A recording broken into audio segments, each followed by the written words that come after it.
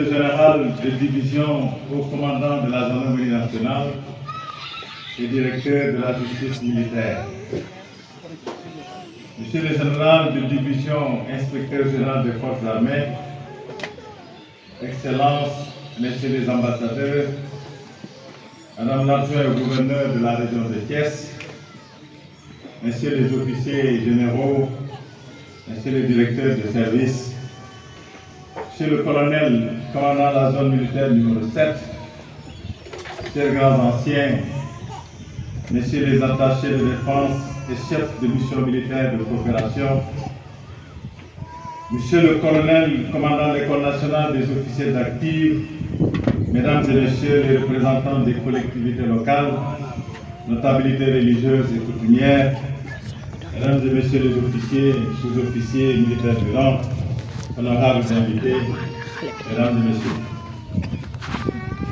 C'est avec une immense fierté que je préside la cérémonie de remise des épaulettes aux élèves officiers de l'École nationale des officiers d'actifs, marquant la fin de leur formation initiale. En ces moments chargés d'émotions, mes pensées vont naturellement à nos camarades militaires qui ont été ravis à notre affection. J'exprime également toute ma compassion et ma solidarité aux blessés ainsi qu'aux malades. Je leur souhaite à tous un prompt rétablissement. Les NOA peut légitimement se glorifier d'avoir produit des officiers de grande valeur qui se sont illustrés dans l'exercice de leurs responsabilités dans leurs pays respectifs d'appartenance ainsi que dans les organisations internationales. Ancré dans nos valeurs traditionnelles et adapté à nos besoins, cet établissement est une source de fierté. Cette réussite est le fruit d'un engagement combiné de nos autorités avec le soutien constant de nos fidèles partenaires. Je profite de cette tribune pour rendre un hommage appuyé aux officiers émérites élevés pour la seconde fois au rang d'illustre Jambar et honorés au temple de la renommée de l'Europe. Cette distinction met en évidence leur dévotion à la mission et leur capacité à incarner nos valeurs positives. Monsieur le général, le corps d'armée, sur le président général des armées, distingués invités. La cérémonie de la 42e promotion de l'ENOA revêt une importance particulière car elle symbolise les résultats des efforts concertés du commandement pour aligner notre défense nationale sur la vision de son Excellence, M. Bassirou Diomaye Diakhar Faye, président de la République et chef suprême d'État. Cette vision consiste à renforcer la sécurité et la protection des citoyens, ainsi que de leurs biens dans un environnement national et international de plus en plus complexe. En effet, les défis sociaux, politiques et sécuritaires actuels, par leur acuité et leur impact dans la construction de notre destin commun, nous interpellent. Assurément, notre pays, reconnu pour sa stabilité dans une région troublée, fait face à des enjeux particuliers nécessitant une vigilance accrue de nos forces armées. Les menaces externes, notamment le terrorisme et la criminalité organisée dans le Sahel, exigent des réponses adaptées. À ce titre, notre dispositif de défense doit constamment évoluer et s'adapter aux défis changeants du contexte sécuritaire national et international. Cela implique une vigilance accrue et un investissement soutenu. À cet égard, les forces armées sénégalaises ont entrepris une montée en puissance remarquable, grâce à une vision stratégique claire axée sur le renforcement des capacités opérationnelles à travers l'acquisition d'équipements modernes et la formation continue de notre personnel. Pour accompagner les dynamiques de montée en puissance opérées récemment, une restructuration du ministère des Forces armées est en cours afin d'accompagner convenablement ces différentes composantes dans l'exécution de leur mission.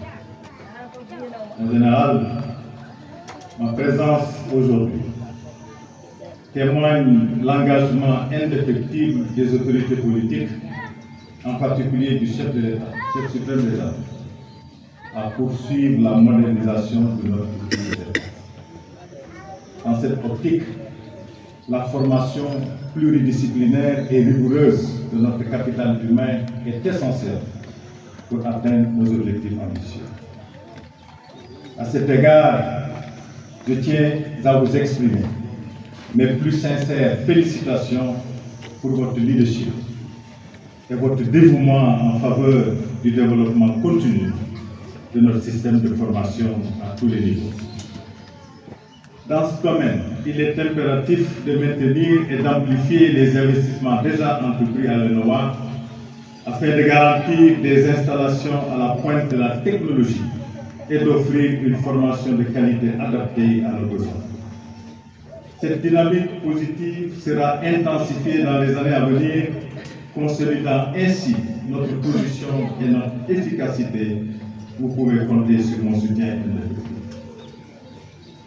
Mesdames et messieurs, honorables invités, cette cérémonie solennelle qui se déroule sur la prestigieuse cour de la devise en l'honneur de la promotion colonel El Hadj Mamadou Touré traduit également un moment empreint d'espoir et de gravité. Nous sommes en effet heureux d'accueillir en cette belle journée 103 nouveaux sous-lieutenants. Cette promotion, de par la diversité des nationalités qui y sont représentées, met en exergue l'importance de mutualiser les efforts des pays africains en matière de formation de nos élites face à des défis qui nous interpellent tous. Il est en réalité essentiel de maintenir et de renforcer l'intégration sous-régionale et les partenariats interafricains pour développer des solutions endogènes susceptibles de renforcer la protection de nos sanctuaires nationaux. L'ENOA, en accueillant des stagiaires venus de pays amis et frères, fortifie les liens de coopération entre nos nations. Elle participe à la construction d'une défense commune fondée sur des valeurs partagées et une vision collective de la sécurité et de la paix. Les cadres formés ici retournent dans leur pays avec une expertise avérée dans le domaine professionnel et des liens affectifs et fraternels qui vont avoir un impact positif dans le maintien de la stabilité régionale. Je remercie les autorités des pays frères et amis pour cette marque de confiance qui témoigne des excellentes relations entre nos nations. Aussi, je suis particulièrement fier des résultats satisfaisants enregistrés cette année qui ont permis d'avoir devant nous des sous-lieutenants prêts à l'emploi. Ce travail est le fruit de plusieurs innovations pédagogiques et d'un engagement sans faille du personnel d'encadrement. C'est l'occasion de féliciter le colonel commandant de l'École nationale des officiers d'actifs ainsi que l'ensemble de son personnel pour leur dévouement. Leur travail acharné et leur passion pour la formation militaire ont indéniablement contribué à ces remarquables résultats. Mesdames et messieurs, honorables invités, cette cérémonie est une belle opportunité pour rappeler aux futurs cadres des armées africaines le sens et la portée de leur engagement. Sous-lieutenant de la promotion colonel El Hadj Mamadou Touré, ce moment marque votre accession au statut d'officier. En tant que citoyen, vous venez d'embrasser une carrière exigeante qui sera dédiée au service de la patrie avec abnégation et esprit de dévouement. Vous porterez désormais la responsabilité de votre rang, tant au sein des armées que de la société. Le choix du colonel Elhadji Mamadou Touré comme parrain de votre promotion n'est pas fortuit car il symbolise les vertus cardinales que vous devez incarner à jamais. Courage, sens de l'honneur et esprit de dévouement. Ces valeurs doivent être les phares illuminant à chaque instant votre parcours professionnel. En chemin, je vous exhorte à cultiver des qualités que sont la discipline, la fraternité et la loyauté envers vos supérieurs. En adoptant ces vertus, vous gagnerez non seulement le respect de vos concitoyens, mais aussi l'estime de la nation. Chers sous-lieutenants, dans l'exercice de votre autorité, vous avez été préparés à affronter les défis à venir grâce à une formation rigoureuse et orientée vers l'action. Pour réussir, les relations humaines en général et l'intérêt porté aux subordonnés devront être au cœur de votre style de commandement. En tant que chef de section, votre grade exige un commandement direct et généreux. Vous devez inculquer au personnel de vos unités le goût de l'effort, la probité morale et le sens du bien commun.